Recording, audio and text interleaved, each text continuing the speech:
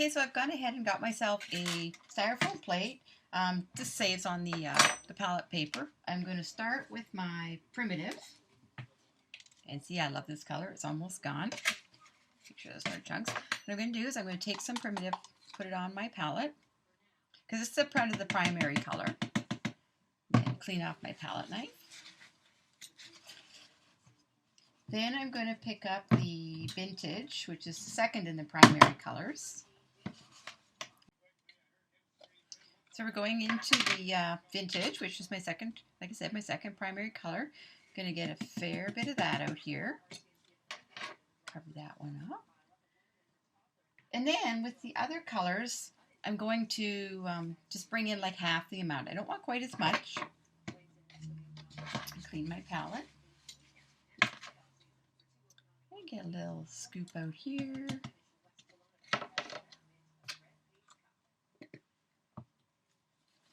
Now, if you don't like the yellow and the pink, you don't have to use them. This is where you can substitute maybe one of the other colors that you want to pull out of your paper.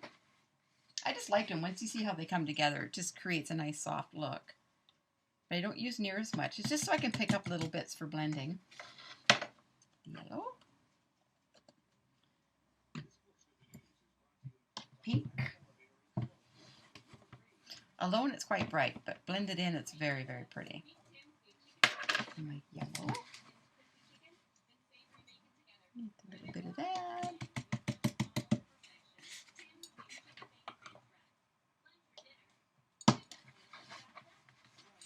And then white. Now white I use to tone it down, so we're going to go into the white.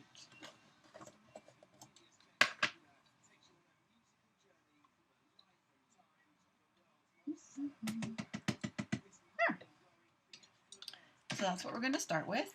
And I did start first by doing one coat of the primitive on the wood, self-sealing, so you don't need any sealer beforehand. And just because it gives it a head start. I watered it down a little bit just to get that first coat going. So now, my toys away, we're going to pick up our brush. What I'm going to do is I'm going to start with, load my brush with the primitive. Then I'm going to pick up a little bit of the vintage. And I'm just going to slip slap. You can see little bits of the color, a little bit of the vintage. And I'm just going back and forth, like make little X's.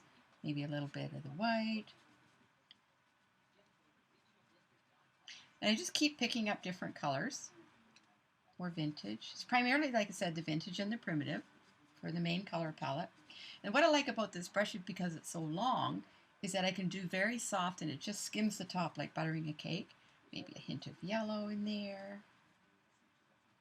You don't want to overblend, so if you get worried about getting too much of another color, I just pick up a little bit more of the primitive and a little bit more of the vintage. Slip slap. It goes quite quickly. Don't overthink it. You can go back over it. So you want to just basically get your color on first. And I'm working the color side by side. Like I'm not doing a patch up here and patch down here. We're working from the middle out. My paint. Maybe a little bit of that color, because I love that color. I think it's just so pretty. And if you get like a little bit more like that, you don't want all that on there, just go back into your primitive, pick it up. And we're just going to slip slap. And see, I'm doing it quite quickly. I'm not thinking about it. There, a little bit more vintage. In the center. Like that.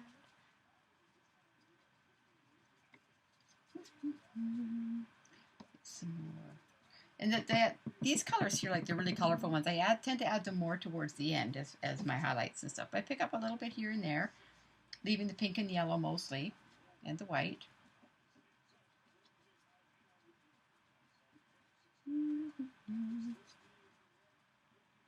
It just creates a really pretty mottled effect. It's not something that jumps out at you. It's just very soft, very pretty. Yeah, almost like you can barely see brush strokes. Just a few, not too many. See, just start picking up a little bit towards the outsides. And if that's too much yellow, because we don't necessarily like yellow, once again, back into the primitive, blend it in so it softens.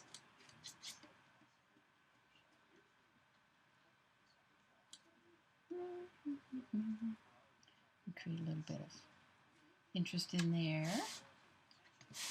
Come up here.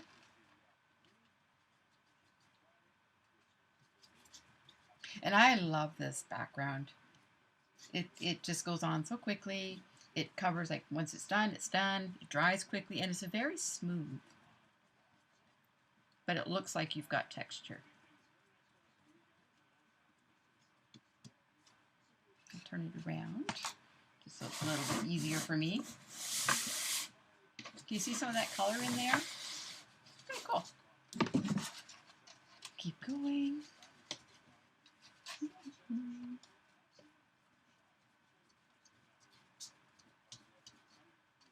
Yeah, you probably wouldn't think to mix the fluid acrylics and the with the chalk finish paint, but I love this paint. I actually tend to do a lot of my base coating with this as my first coat, just because it's self-sealing. It just gives me such a nice, smooth coat, and I just love it. And some of the colors do match with our acrylics, like this primitive, very close to it's either pebble or burlap, one of the two, probably more pebble. And if you don't have the chalk finish and you want to bring your other tones in, like the pink and stuff, just use an acrylic. It isn't going to matter. It isn't going to, you know, have a reaction against the paint or anything.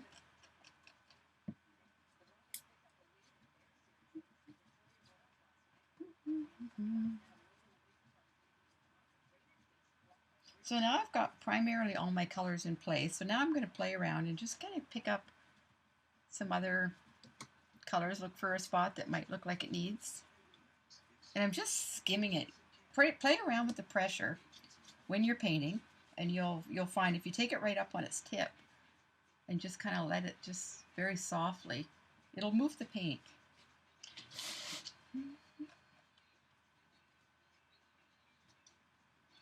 A little yellow, a little pink. And see how I'm just tipping the tip of my brush, I'm just tipping it in to pick up these other colors, just like a little bit, just to blend.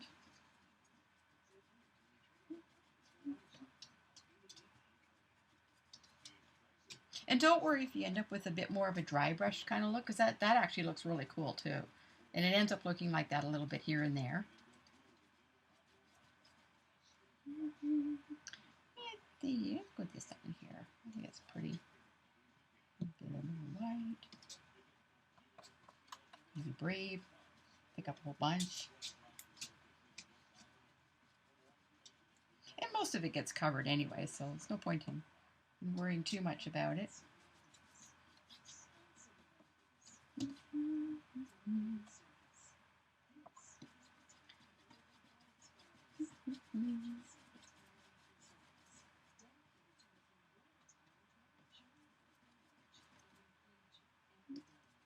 So I try to look for spots where there isn't a different color. So I'm going to go over here, just bring in just a touch. A bit pink, a little yellow, a bit of white up in here. And the nice thing is that if you decide you want your yellows more towards the top, you just turn your canvas around.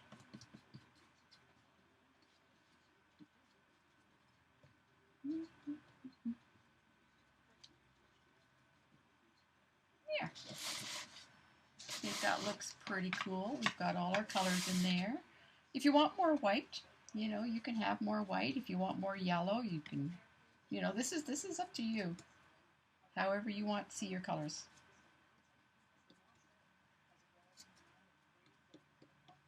A little bit.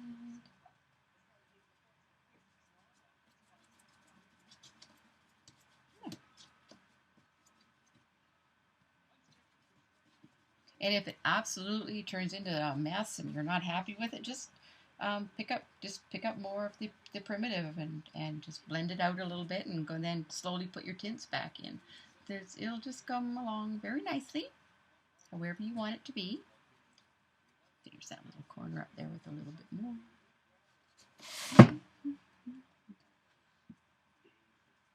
There. Oops, got a fingerprint right there, so that just lightly blends right back out. And we are going to call that done. So what we're going to do is we're going to let that dry, get rid of my palette, clean everything up, and then we're going to trace the pattern on, and then we're going to do all the fun stuff. Okay, so here we are. We've got our piece all prepped and ready to go. And what we're going to do now is we are going to trace out our pattern. And we'll have already done that. Most of you will. And we're just going to line it up. And what I did with this pattern when I lined it up was you want to watch out for the grooves if you're going to use a piece with the grooves. So what I did is I just kind of moved my pattern just a little bit around so that this particular flower, I looked for a stem. I didn't want any fine line stem or anything sitting where it was going to be blocking any specific things like, you know, lines or something like that. So I kind of set my pattern so this line here was just a little bit to the right of this line of the groove. And I set her feet up, so her feet were just across the groove. And aligned the corner of the house right up with the edge of the groove here. So it kind of just sits right on the edge. And if you do that and straighten out your pattern, you should be okay. If anything else kind of lines up and gets in the way, just move your pattern around a little bit accordingly. You trace it out with our graphite paper, which we're just going to slide underneath. And I usually work in small sections. I don't take a great big piece and you know, bury my entire surface in it. I use a small piece and I work in small areas. So what I'll do is I'll start off up here. And I use my stylus, and when I use my stylus, I use the smallest end. You can get them in the different sizes. I use the very smallest end on mine. You can go a little bit bigger if you have problems. I don't use the great big, huge stylus, and I want to use as little pressure as possible. So when I start tracing my design around, I'll say I'll trace the bird. Then what I'll do is I'll lift it and see how I'm doing. So I've actually gone ahead and traced my entire design right now, so you'll be able to do the same. I did trace everything, with the exception of the details inside the house. You know, all your little details. We're not going to trace all that. And I'm just going to trace the shape, the outside shape of the house as a guideline, because we're actually going to do the house out of scrapbook paper. So go ahead and trace all that on right now, and I'll show you. This is an oops. That's dark, but I'm going to erase it a little bit because I got a little carried away. This is usually really what you want. You want to see it very fine, just enough that you can actually see through the, just so you can see it. You don't want it super dark like this. And with this here, I'm actually just going to erase it a little bit. Because once it's hit with water or anything like that, that's when you're going to find that the lines are just going to get stuck in there. And I'm not going to worry too much about it because I do outline everything. So you can just soften it a little bit with your eraser. Just a little bit.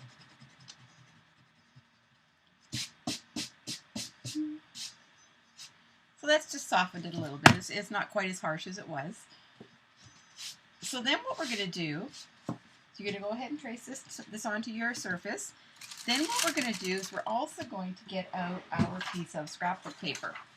So for this one, in the original design, I used a bluish color, and I used a bluish color, and I thought it was fun because it pulled out the little bits of the turquoise and things that I put in the background. I shaded with a turquoise, like with sea glass and sweet mint and stuff, to make these little dolly angels match up. And I base coated this one in the colors to match. So I thought I'd have a little fun this time around in that not everybody's going to necessarily be able to get this piece of scrapbook paper. You may not like the turquoises and stuff.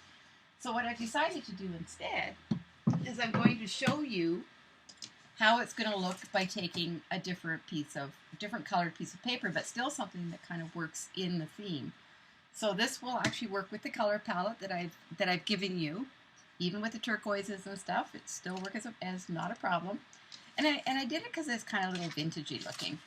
And because we have pulled out little hints of pink and stuff in here, and we are using reds and pinks and stuff in this design with the watermelon and things like that. So I thought it's okay for me to use a piece of paper that has, you know, something different on it. So what you're going to do is find your piece of paper that you really like, and we're going to trace the design on, and I've gone ahead and I've done that on here as well. And I'm going to show you, I'm not even going to come up and show you. That's it. Very faintly, you can see that I have actually traced the entire design onto the paper. Very difficult to see. But I traced everything that was on my pad, with the exception of the homemade sign here. We didn't bother with that. So you can actually see the design, the drawing. I traced on the flowers, the leaves, and everything, so I don't have to trace it on later. I'm just going to cut my scrapbook paper out, and I'm going to stick it on here. So while you're busy shading or tracing your design, I'm going to cut that out. And what I do have is a good pair of paper scissors, as opposed to, you know, great big clunky. These are EK Success. They're small, they're pointy, they're sharp, and they're like Grandma's fabric scissors. Don't use them for anything else. So these are kept hidden in my drawer, only used for paper. So I'm going to go ahead and I'm going to cut that out. Try to see my fine little line. So what we're going to do is we're going to line it up basically with that line that we did put on there, and it's just the guideline that we traced on originally. So if there's any lines left over, they should be fine. You shouldn't have to worry about them. So I'm going to place it in the spot that I need. That's the spot where it's going to go. And then what we're going to do is we're going to take our matte medium, and this is the DecoArt matte medium.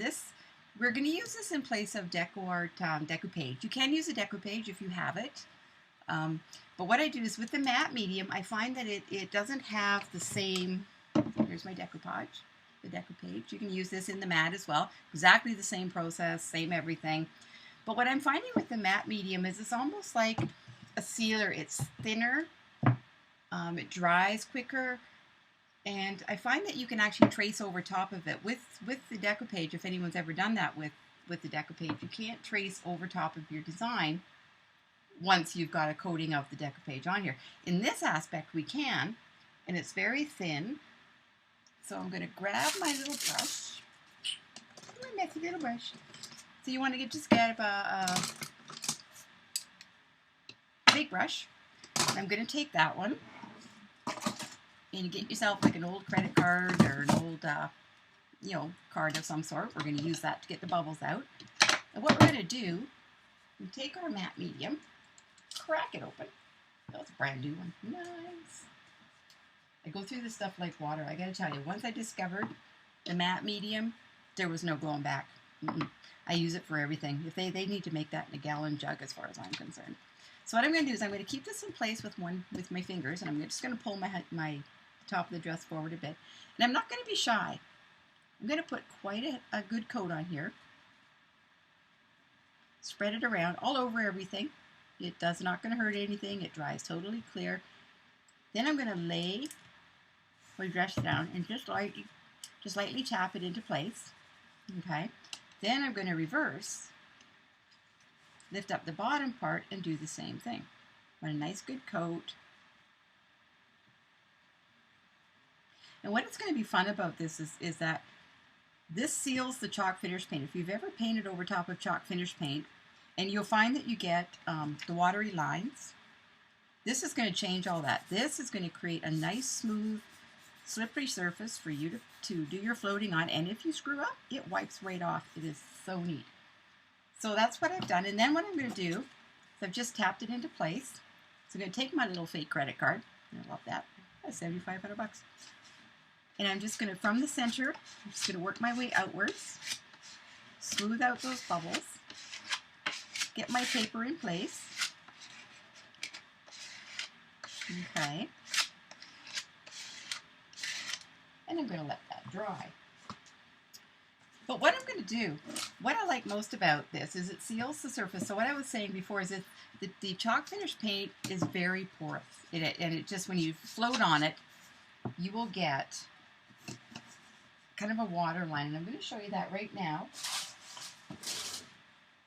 with the traditional burnt umber, which is what we've listed actually for going all the way around and shading around everything. As I've listed traditional burnt umber, it's kind of a normal thing for me. But I'm going to show you two different things. I'm going to start with this one first. What I'm going to do is I'm just going to do a very quick float of the traditional burnt umber, which we'll be doing everything, but I'm just going to start with one little piece. Get my floating brush, my 3/8 angular shader. Most people would use a bigger one. I use this for everything. I just love it. So what I'm going to show you is on the chalk finish paint, and because we're actually going to shade around the outside, I'm going to show it on an outside, is you get a little bit of a dirty line. It kind of looks wet and it stays that way, and it's a little bit of a dirty line. Even if you mop it out, you'll still get that little bit of a dirty line. But I'm going to show you here where I've got a little bit of the matte medium. It's going to have to dry. We're going to come back to this after this is dried, but in the meantime, what I'm going to do is I'm going to throw a quick coat of matte medium over the entire surface, just because it's going to just create a nice, smooth, non-porous surface for me. It will seal in those lines, so if you've got you really dark, and if you have any erasing to do on your graphite lines, now is a good time. And you don't need a heavy coat, just a light coat.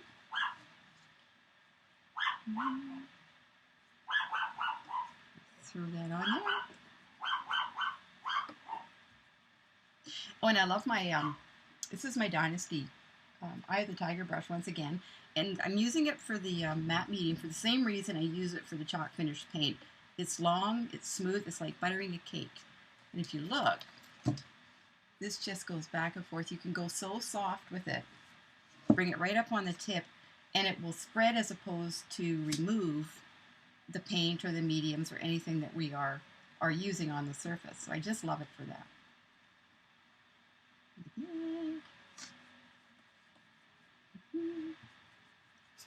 Just quickly.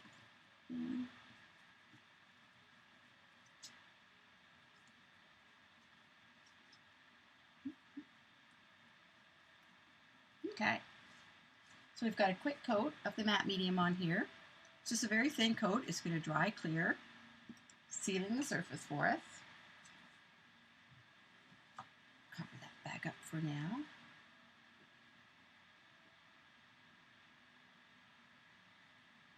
You know, if any of you have investigated the mixed media line and have been afraid of it up till now, we are going to play with a little bit of it. I'm going to be showing you using the mixed media line as well as the regular DecoArt acrylics. We're going to bounce between both of them, and I'm going to show you how I work with them and the difference between the two and how you can change the look of your piece just by using a few of the fluid acrylics for shading and enhancing.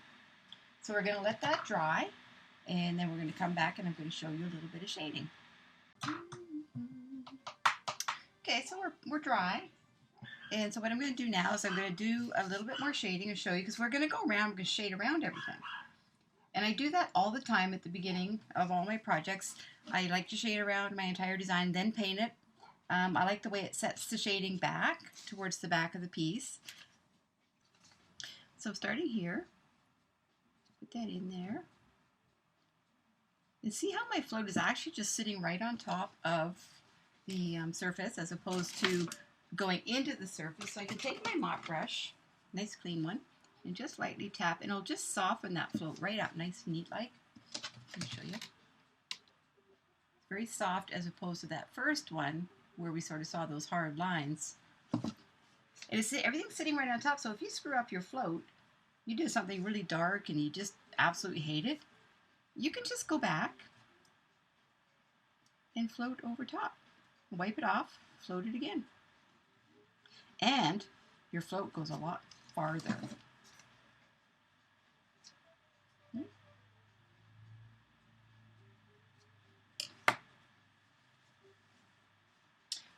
So we're going to shade around the dress, the whole entire body, all the flowers. Come down here. Now don't worry about going through, because we're going to paint everything yet. And this, I bet you're going to be sitting here and you get, right now, you have to be saying to yourself, oh my gosh, I had no idea that I could float this well because I used the matte medium. I'm pressing very, very lightly on my surface. Very lightly. Very little paint. And it's just, I'm just sketching it along. It's very softly and it's just grabbing. And it's just going very soft because all this is just a hint of shadow. It doesn't need to be really dark.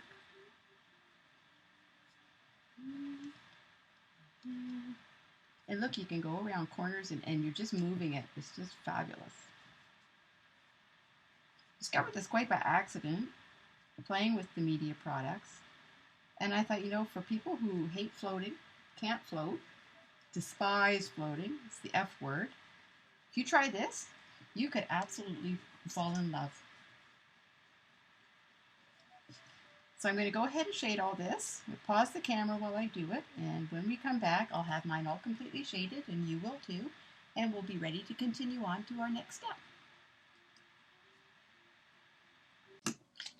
Just popping back in to see how much fun you're having, and you see how nice and soft my shading is. I've still got the other side to do, but I wanted to point out that when I do around the flowers, I'm just shading around the inner circle. I'm not going to worry about going, you know, around each petal because that would be just crazy.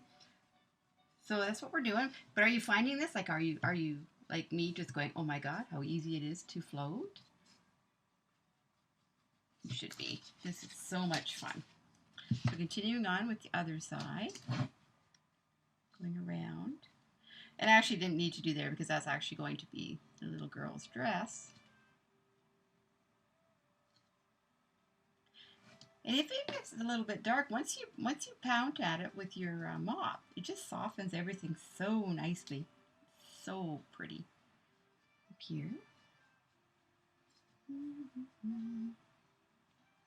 And see how far I can go, like with one little corner load of the paint? Because I am just doing it very softly. Flipping my board around constantly, because it's the way I do things. And it should be going very quickly. And if you don't like it, you can just take a damp rag and you can wipe it right off without affecting the background in any way, shape, or form by doing this sealing. And another thing to note too, like you want to make sure that your scrapbook paper was also sealed. And in any time, if you ever want to paint on a scrapbook paper background, seal your scrapbook paper with this matte medium as well. And then you find that when you paint on it, the paint doesn't soak in, so you get that uneven look of painting. And of course, I don't worry about the mess that I make over top of things that are already drawn in because they're not painted yet. So once we paint over top, it's going to clean it all up. There's really no skill involved here. We are just putting on some shading color. It doesn't need to be perfect. We all know I like perfection. We all perfection. We try, but really, very messy painter. My projects are always super messy when I first start them, but you see them. They always seem to come out into something, and you know, I seem to be happy with them. Other people seem to be happy with them. So this just goes to show you that I start very messy, and I do this because for one, it allows me to clean as I go, and for two, it's for when I first started shading, I couldn't shade. I tried everything. Then I couldn't antique. That's why I call this my poor man's antiquing, actually, which is the reason behind doing this in the first place. And then I knew I just fell in love with the look and feel of it when it was all said and done. And it's just stuck, so it's just sort of become something that I always do. Same as outlining. I don't know why. You know, it probably could be left alone and not be outlined, but it's just one of those things that I feel the need to do for my own personal self. Feel happy with my pieces. So any of my projects that you are painting, both of these steps, you know, if it's not something that you like, you don't like that look, you can skip them out. You can leave out the background shading, and the liner work. Both are really, as desired. If it's not your look, skip it. You'll still get depth in your projects. Okay, so now that all our shading is done, we're going to do 3 of the background elements. We are going to do, as I did in my original, we're going to do a stencil up in the corner. We're going to do a stamp thing down along the bottom here just to create a little bit of texture. And we're going to put a textured border, ribbon, paper, anything that you think that you would like to use. I've got just some, ecru, original natural looking lace that I might use. I've got this awesome texture stuff. I have no idea where I got this. I bought it like in a big roll from somewhere, and I have a bunch of it, and I just like the way it kind of creates some texture, which is kind of a fun little look to it. Move this aside. So just to get a little different look and feel, like this is what I used before, and it just gave it just kind of a vintagey look. I thought it was kind of fun. I don't know why. What it was just, I liked it. So if you can't get it, because I don't know where I got it from, you got several different options. You could use a finer piece of lace just to create, just a look, if that was what you wanted to do. This is just a thinner piece. You could use the vintage look lace. And I think this time I'm actually going to use this one. I think this one looks really cool. Just to see if what kind of look I get this time around. Or another option, depending on the color of flowers that you bought, you may like to use white. Ooh. I think I like the white because I'm going to use white flowers in mine.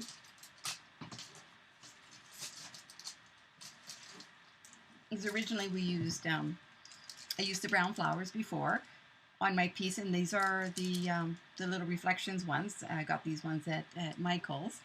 And then I've got the little white ones, which I thought were really kind of pretty. And I couldn't get them at Michael's, so that's why I used the brown ones in the first place. But these ones I got from the Spare Parts or Paper Studio from Hobby Lobby. So if I'm going to use white flowers, I can use the white lace. I think it would be kind of pretty. So I think I will try that. If you've got the brown ones, then maybe you might want to go with a creamier color in here. Or we can always do a wash over top of it, or you could tea stain, if you've got white lace. You could use paper, any number of things for a border. So that's what we're going to do. So I've decided I'm going to use the white this time because I think that's super pretty.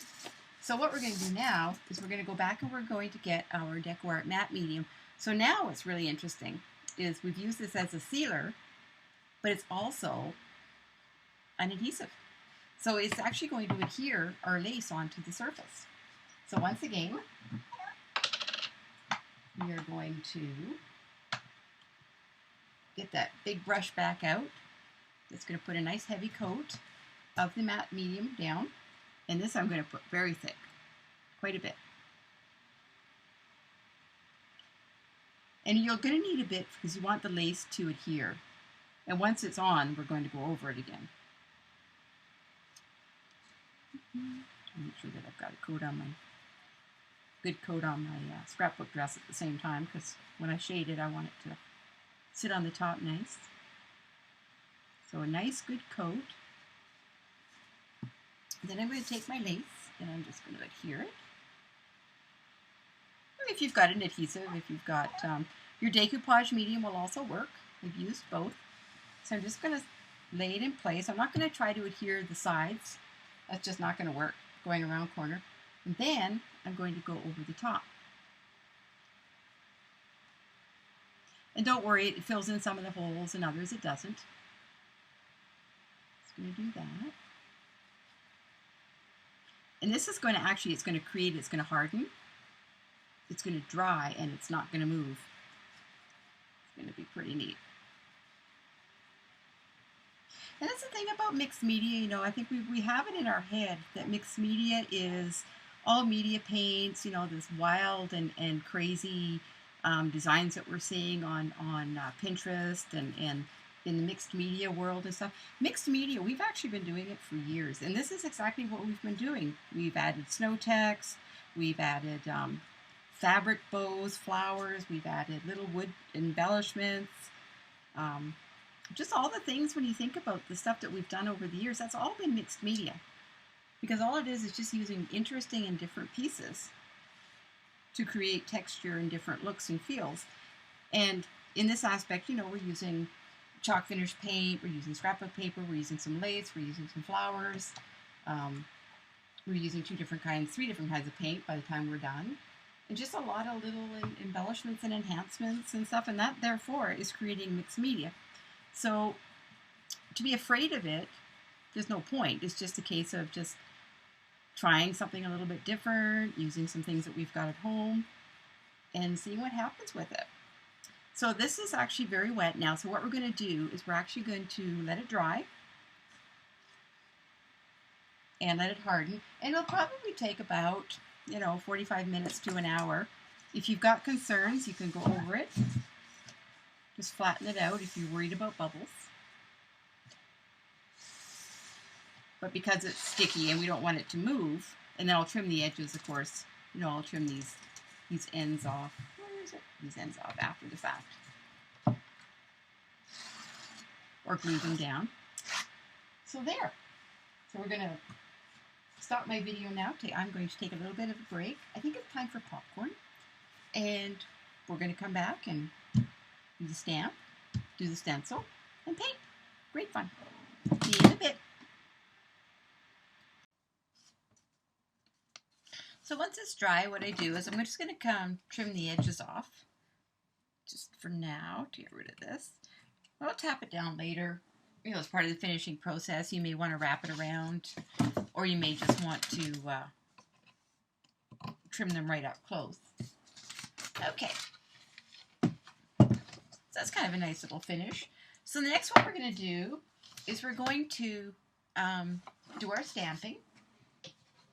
And with the stamping, I used just some texture stamps, and I have all sorts of fun little texture stamps. The favorite one that I used, this is a set that came with a set of 3.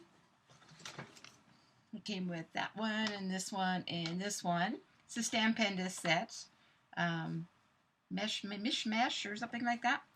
Then I also have these really fun, like kind of crackly looking ones, some texture, different things.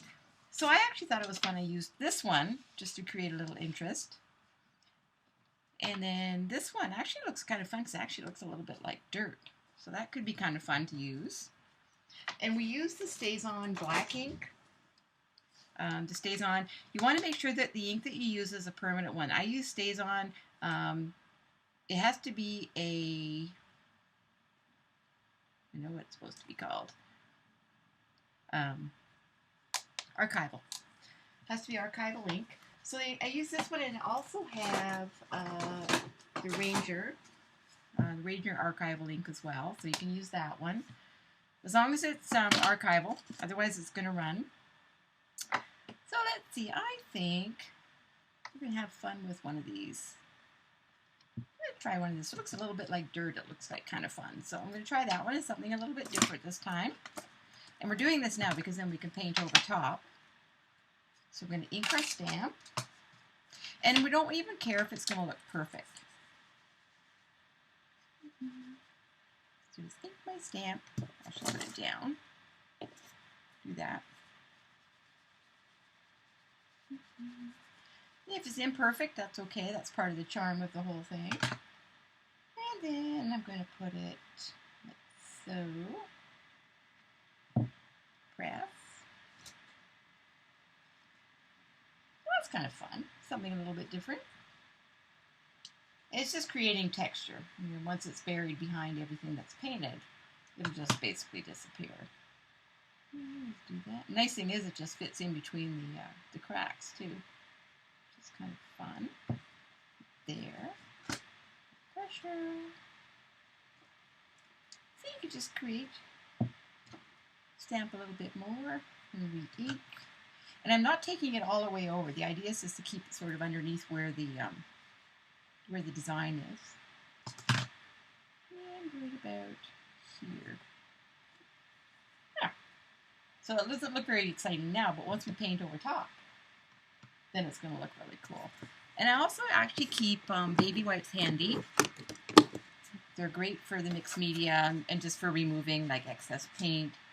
Just wipe my stamp off with a baby wipe so that it's partially clean for later. And put that away. So that's our stamp, something very simple. Doesn't need to be fancy, just adds a little interest. You know, if you wanted to stencil and do checkerboards or anything like that, you could. There's just really no rules. Okay. Of course, me never fails. I'm going to get dirty. It's just what I do. Okay. So that part being done. So now what we're going to do is we're going to stencil. And I wanted to show you a few different stencils for some different ideas. Now I used some Patricia Rawlinson stencil. She's got a lot of really fun stencils, which I really quite enjoy. This particular one I used, it was actually the idea for the theme for the piece. I was just looking for an idea of a stencil to use, and I saw this one Thyme Began in the Garden. So I thought, well, that was kind of fun, so I grabbed a hold of that one. And I thought, I think I'll call it Thyme Began in the Garden. But just because I did that doesn't mean that you have to go out, buy this stencil, this exact stencil. You can do something a little bit different.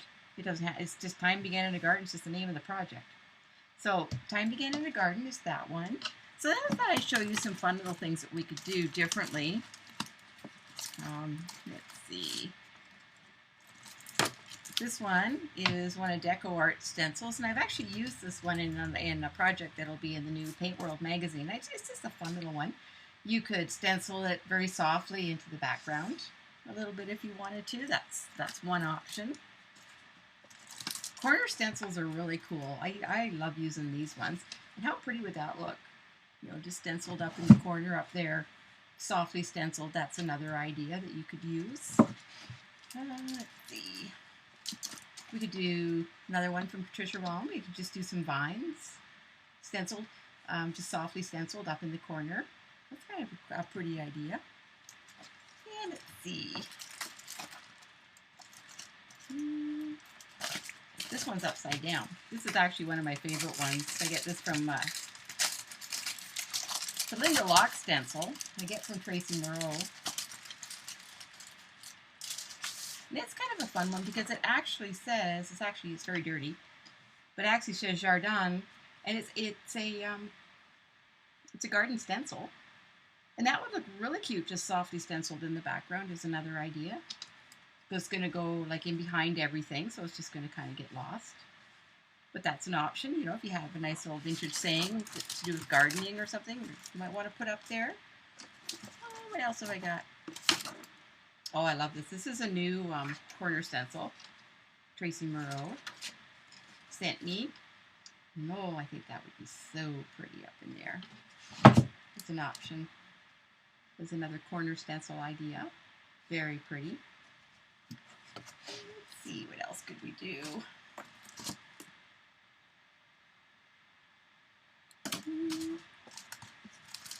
This one is actual garden stencil. We could, you know, put garden herb. We could take out the watering can if you want. You can put the whole thing in the background.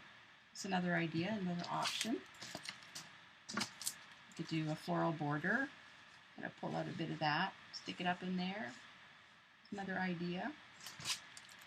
So it's just showing you that you can use it, you know, if you've got a stenciling that you've got something that just says welcome, or you've got some butterflies. You could even put a stamp up in here if you were so inclined. Spring Love, that's a pretty one. It's kind of a spring design. That could be stenciled up into the background. Another idea. And I also have, this is another Thyme Began in the Garden. This one also from Patricia Rawlinson. And that would look really cool up in there. And I actually think I might even use this one this time. I think it's kind of fun, a little bit different. But see, with this one you'd have to watch because you could lose the letters. The actual word garden would end up right smack in the middle of the yeah, the little doll there and stuff. So that changes that idea.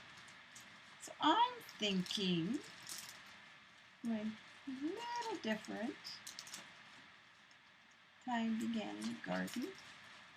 Maybe a corner stencil. I think I'm just loving this new corner stencil as something different to do. Just so you can see that it doesn't have to be the same stencil that I used. But the where to buy this at patriciarollinson.com is listed in the instructions.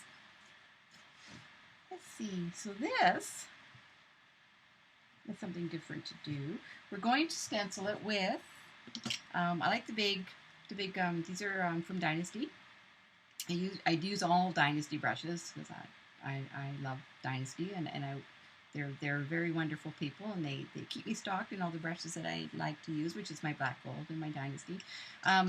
This particular one here, it's just one of their newest stencil brushes, or I usually just list the Lori Speltz line because her brushes are made for her by Dynasty as well, and they're easy to acquire.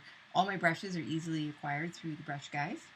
So we're going to use this today, and I'm going to show you how we stencil just to keep everything nice and soft and into the background. And what you want to do is you want the stencil to not necessarily sit solid on top of the surface. You want it to look like it's sort of part of the background. It's something that's been there for a while. It's not really part and parcel of your new design. It's just a bit of interest in the background. It's got a little piece from the original cut. Okay, so we're going to use zinc. And I'm using zinc because I didn't really want to use black. I wanted to keep it just a little bit, not quite as dark as black would be. So we're going to use zinc. And when we load the brush, this is really important, is when we load the brush, I take it and I swirl it around because I do want to get a lot of paint. So I'm going to swirl it around in the paint like that. Get lots of paint up into my brush, but I'm not going to scoop up a bunch of paint or have a lot of paint in there. And by swirling it around like this, I'm actually working the paint up into the brush. Okay. Then what I'll do, this is wet here, but I'll take a dry spot on my paper towel. I'm just going to lightly just rub to make sure, and I'm doing this because if there's a large or any heavy pieces of paint in here, I don't want that to transfer onto my stencil. And this should go quite a ways. Okay, so when we stencil, the idea is we can pounce, which is what, we were always taught. But what I want to do is I want to create it soft. So I'm actually going to go in a little swirly motion. Very softly, swirling it in. Instead of pouncing. I don't want it to be solid. I don't want it to be perfect. I just want to see it lightly transferred onto the background. And it goes quite a ways. If you really feel like you're having to put a lot of pressure, this might be time to get a little bit more paint. Load it the same way and then take off your excess on a paper towel.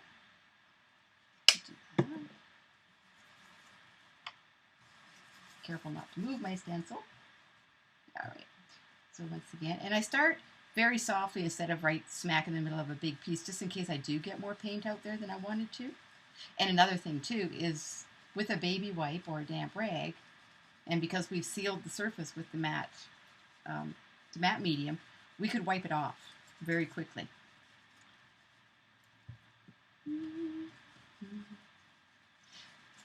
Oops. Oh, that's good. Thought we did something bad there. You gotta watch these fine cuts too, because they can be a little tricky. And you can actually, as long as you hold it down, keep it firmly in place, you can actually have a little look. And see how soft that is? It's just tucked up in the background. It's not screaming out at me. It's darkest where I would want it to be darker. If I want to touch it up a bit, like maybe in here, I still can, because I haven't let it move. I've kept it firmly in place with my hand. You can tape them in place, but they still, they still can move a little bit. Just a slight swirl.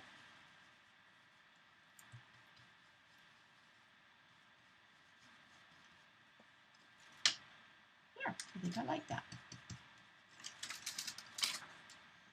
Here, so that's what I'm doing with this one, just something a little bit different. showing you that you can use any stencil that you have, something that just sort of fills up this little space up in here. So put that aside to be washed. So there, this is the basic background. We've done our slip slap, we've glued our paper on, we've sealed everything, we've put our lace border, we've done our stamping, our stenciling, shaded everything. So now we're ready to go. We're down to doing exactly what we all know and love. It's just a basic painting. So what we're going to start with is this is all we're going to use here is all the DecoArt Americana colors. But before we get started painting, what I want to do now is I want to take a look at the paper. I want to decide what color I want this doll to be. And what I've decided is I painted them all in like buttermilk, and then I shaded with a color that was complementary. And when I look at the colors that I've got listed here, I should have watermelon slice and coral blush. Watermelon slice is going to look really good with the red. So what I'm going to do is I'm going to paint her in the buttermilk, but I'm going to shade her softly with like the coral blush and stuff, just bring in a bit of the pinks and stuff just to blend her in. Or if you want and you want to bring in some of that turquoise, that's easy enough, we can do that, and I'll show you how as we paint along. She can still be the initial color. The turquoise, the sea glass, and the sweet mint and stuff that's listed in the instructions. As you know, we can bring that color so easily onto here to allow that sort of eye to travel between the two colors. Every color that I've used in here is basically easily transferred within the whole piece, no matter what color of scrapbook paper that we were to use.